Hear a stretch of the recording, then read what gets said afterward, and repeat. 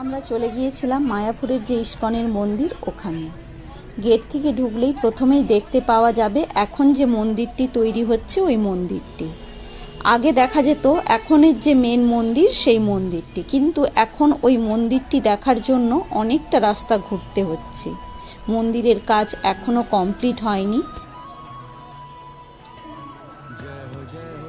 সুন্দর ব্যবস্থা করেছেন যে এই মন্দিরটিতে ঢোকার জন্য ওনারা একটা কুপনের ব্যবস্থা করেছেন, তবে ওই টাকাটা ওনারা বলছেন ঢোকার প্রবেশ মূল্য না, যাতে আমরা মন্দিরটিতে সবাই কিছু না কিছু দান করতে পারি, সেই জন্য এই ব্যবস্থা।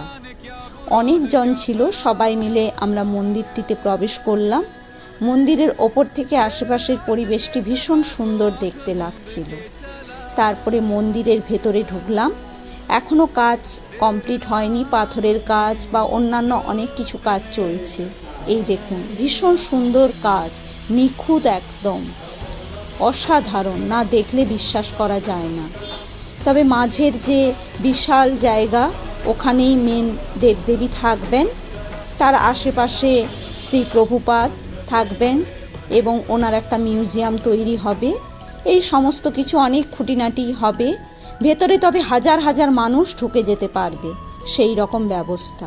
এই দেখুন ওপর থেকে পাশের মন্দিরগুলি। এরপরে আমরা সমস্ত কিছু দেখে ওখান থেকে বেরিয়ে পড়লাম। সোজা চলে গেলাম গোশালা দেখতে।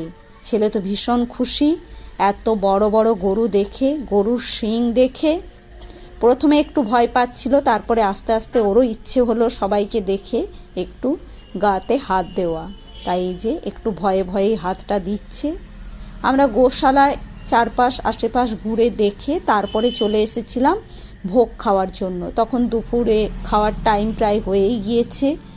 আমরা 80 টাকা করে একটা কুপন কেটেছিলাম, অন্যান্য আরও অনেক কুপন আছে, ফ্রিতেও খাওয়া এখানে।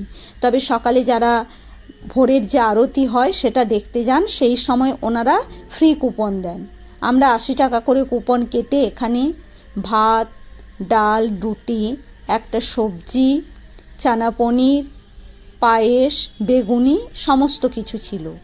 তবে ব্যবস্থাটি এত সুন্দর, হাজার হাজার মানুষ খাচ্ছে, কোনো চিৎকার চেঁচামেচি, কোনো ঝামেলা, কোনো কিচ্ছু নেই। যে যার মতো করে সুন্দরভাবে লাইন দিয়ে এসে খাওয়ার নিয়ে খেতে বসে যাচ্ছে।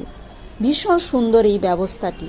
আপনারা এখানে এলে অবশ্যই চাইলে এইভাবে ভোগ খেতে পারেন, একবার অবশ্যই কিন্তু খেয়ে দেখবেন। আজ তবে এই পর্যন্ত থাক।